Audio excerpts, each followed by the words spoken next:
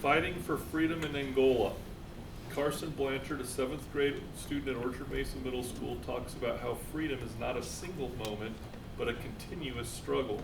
When Europeans came to Angola for the first time, the Angolians were forced to fight for freedom and gain independence.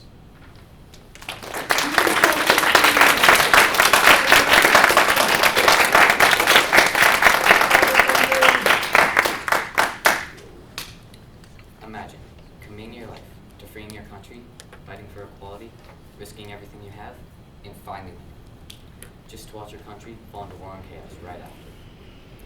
This was what Angola was like, and for its first president, Angola.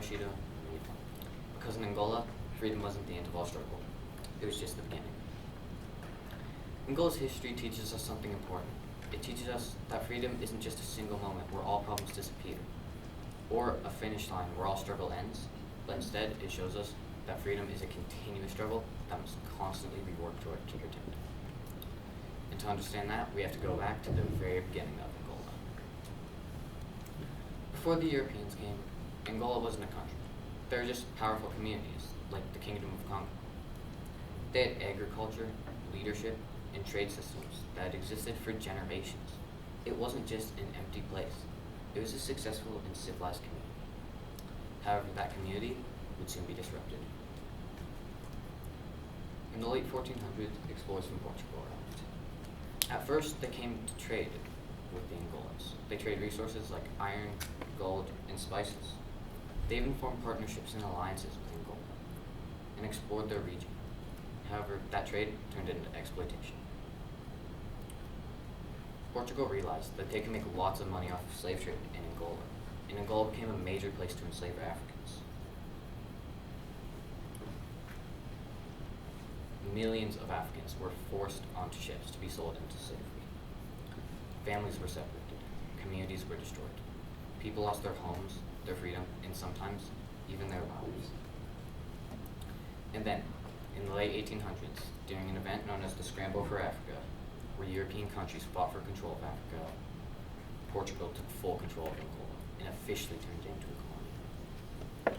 The Portuguese government took land, forced Angolans into slavery, restricted their education, and took away their political rights.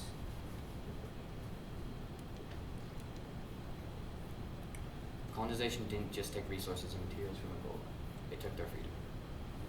This is where Angola comes in. He was born in 1922 near Angola's capital. His father was a preacher, and his mother was a teacher. So even at a young age, education and leadership were very important to him. He later studied medicine in Portugal and found out about new political ideas about freedom and independence. While studying abroad, he also learned about the unfair treatment of Angolans under Portuguese rule. And when he returned back to Angola, he started fighting for freedom. Angola wasn't just a freedom fighter. He was also a poet and a doctor. His speeches and writing inspired people to believe in freedom in Angola. Because he wrote these, he was imprisoned, banished, and constantly at risk. But he kept fighting for independence. He became one of the leaders of the MPLA, a major independence organization that fought for freedom in Angola. Angola then became Angola's first president the day that Angola gained independence in 1975. But even after freedom had been achieved, Angola quickly realized that it wouldn't be the end of all problems in Angola. At first, it would make sense to think that independence would be the end of Angola's problems. Freedom had been achieved, and people thought that that freedom would bring peace. But it was just the beginning of one problem. It was just the end of one problem in the beginning to a whole bunch of others. Years of colonization had left Angola divided. Different political groups formed with all different visions of how the future would go. And instead of coming together, they let their differences take control. There are also other problems left behind by the Europeans. There was a weak government, limited education, and not a strong economy. Power also wasn't evenly distributed between the political groups, which led to those different groups not having a lot of trust for each other. Independence had solved one problem in Angola, but it created a whole bunch of others. And and those challenges would soon become something much larger. Those challenges started the Angolan Civil War, also known as the Cold War. It was a 27-year conflict. Where political groups in Angola fought for control. There's destruction, loss, and death.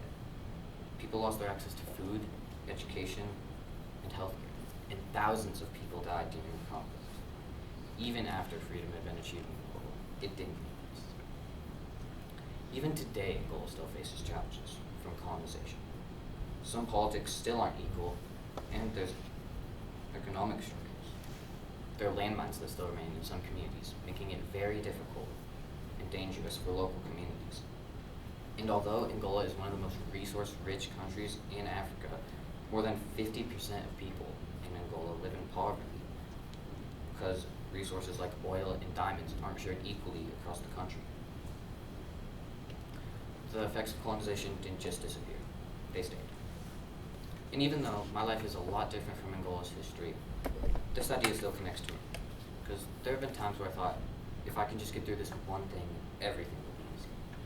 Like finishing a big project, or getting through a stressful situation.